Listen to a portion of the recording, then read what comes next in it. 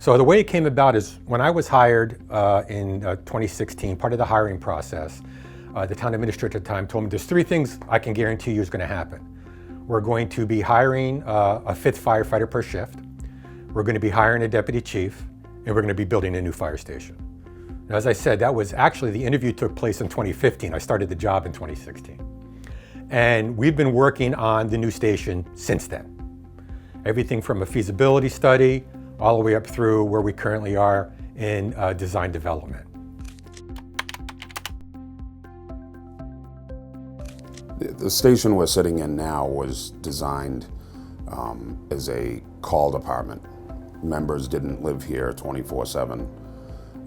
Apparatus was half the size of what it is now, and we operate 3 ambulances on the department that previously, when this building was built, didn't have. So between the growth of the department itself, the expanding of the equipment, the size of the equipment, we quickly are realizing how we're outgrowing this current building. It's really interesting. I have a letter from the chief, Earl Pierce, when this location was selected for the station. And he listed the reasons why they need a new station. And the reasons he listed was we don't have enough room to put all of our equipment in the station. Yep, same thing we have now. We don't have enough room. At that point in time, they had 8 pieces of apparatus. We have 18 pieces of apparatus. So when they went from 8 pieces to 18 pieces, we certainly didn't design this station at that time for 18 pieces. And those 8 pieces back then were the size of a pickup truck anyone has now, or a U-Haul van. The equipment that we have now is far bigger than that, far larger. The other big thing, as the captain mentioned, was the EMS components. EMS at that time was a third-party component. We weren't providing EMS. We now have 3 ambulances that are stored in the station, all the equipment that goes with that, all the training equipment that goes with that. And again, the staffing. This station was designed, there were 2 people on duty Monday through Friday, that was it.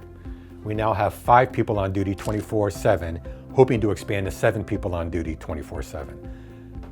There were no living quarters, there were no dorms. When this was wide open, the 2nd floor. And that's all been, we've made changes to the station as we've gone along, but we've outgrown the station. We've also, back when the station was designed, there wasn't the knowledge of cancer deaths. There wasn't the knowledge of mental health. When I got into fire service, which was 4 years after, 4 years after this station was designed, the logic was, that's part of the job. That's part of the job. And we took our turnout gear into our bedrooms. And if something bad happened, we talked amongst about ourselves, but that was about it. Things have changed. And I think Pat could expand a lot more on that from his knowledge through the Professional Firefighters of Massachusetts. So certainly, one of the things that have changed since the conceptual drawing and the original feasibility study, nobody saw a pandemic coming. No. Nobody saw that coming. And one of the things we've learned since then is, in fact, our living quarters become that much more dangerous for us. And when I say dangerous, not putting us at risk, in life or death, but putting us in more difficult positions of being too close to one another. The living quarters for this department right now are far too small for 5 people a shift, never mind the expansion in the future. we also don't have gender separation, and Correct. we have all kinds of issues. We currently have 1 bathroom on the 2nd floor that has 2 shower heads in it. It's just an open bathroom. There's no privacy for members to shower, go to the bathroom, that kind of thing. And it's a unisex bathroom. Yeah. There's no male or female locker rooms. We used to think the number one, well, it was at the time, the number of reasons for deaths or injuries in the fire service was all cardiac. And we knew that, and we had done a lot of things to address that. But what's the professional firefighters finding now? Well, our number 1 concern in the fire service now is deaths caused by cancer. And one of the misnomers out there with the public is that firefighters don't fight as many fires as they did in the past. So, how can they be getting cancer at the rates they're getting? And it's not just the fires that we're fighting. It's the chemicals we're coming across on hazardous materials incidents. It's vehicle exhaust, which has always been a problem in this station. It's the building themselves, the gear we're wearing, off gases after a fire. After our gear reaches a certain temperature, I believe it's 500 degrees, it then off gases carcinogens that we exposed ourselves to in that fire. And that gear is sitting on the floor right next to the apparatus that is blowing exhaust into the building, and we put it on our bodies, go out the door, come back, hang it back up, it just continues to off gas. Firefighters today in the fire service have a 9% greater chance of contracting cancer and 14% chance of dying of that cancer.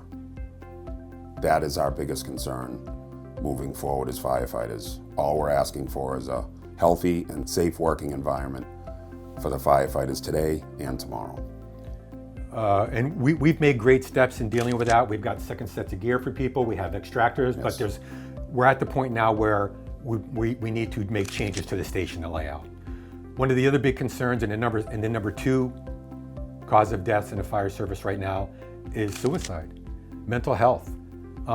We deal with things, we see things all the time that the normal person shouldn't have to deal with.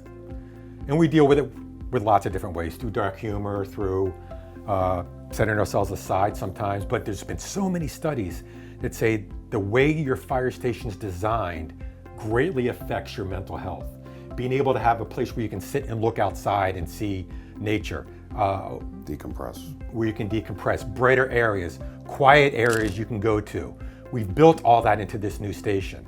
Contrary to popular opinion, we haven't built bells and whistles, we've built what we need. What's expected of the fire service has changed in the last 40 plus years since the original station was built, since this station was built. When I got in the fire service in the late 70s, early 80s, we put the wet stuff on the red stuff. We put fires out. That's what we did. Now, in those times, we have absorbed EMS. We have absorbed the need to deal with terrorism since 9/11. We have absorbed emergency management. We do all the emergency management, all the flood, all the natural hazards. We do all that. We have taken over pandemic and vaccine clinics, and we've gotten much more involved in the overall health of the fire service, much more proactive than we used to be. All that comes with the need for office space, equipment, training areas that we were never planned on before. And go ahead, Cap. Is there anything? Certainly the fire service was never a place that I thought I would see us having to deal with active threats, active shooters, hostile events. And that is something now that we have to plan for. We have to carry equipment for. Every ambulance and fire engine now have tactical vests and helmets on in case we have to enter an environment like that.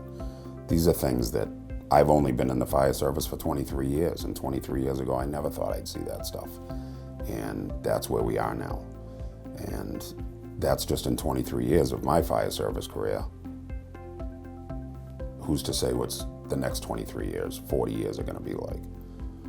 So we want to design the station so we don't, as I said before, so we don't have to keep going back and expanding it. I've had people say, well, let's make it smaller and we can add on to it. It's going to be 10% higher next year and 10% higher the year after that. Let's build what we need when we need it. This new fire station plan meets the needs of the firefighters. There is nothing in this building that is projected that I have not seen in 5 fire stations across the Commonwealth. I work as an instructor for the Massachusetts Fire Academy. I work with firefighters from all across the Commonwealth, and the stations that they have built are similar to what we are looking for now. We are not looking for anything extravagant. We are just looking, again, for a healthy, clean, safe environment. By addressing the cancer issue and by addressing the mental health issue, we're making great strides towards keeping our firefighters, our Northborough firefighters, healthier and keeping them on a job and letting them go home to their family at the end of the shift. So we encourage anyone who has questions about the fire station, come on down. Speak to the on-duty captain. They'd be happy to give you a tour of the station, answer your questions. If you're not comfortable doing that, you can go to our website, and go to the Fire Station Project, and you can submit questions to that way, and we'd be happy to answer them. So thank you for your time, and we appreciate it.